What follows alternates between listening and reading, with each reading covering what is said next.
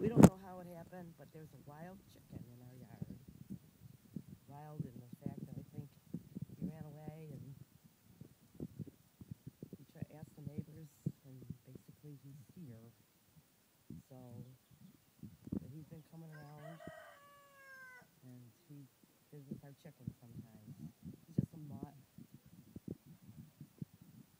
and he hangs out, and our chickens are on the fence.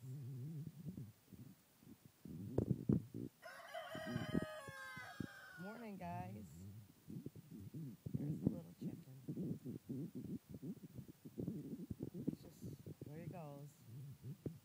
He wants to just check out things.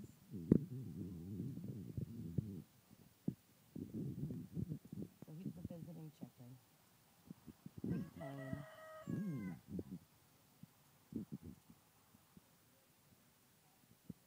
May 12th, 2012.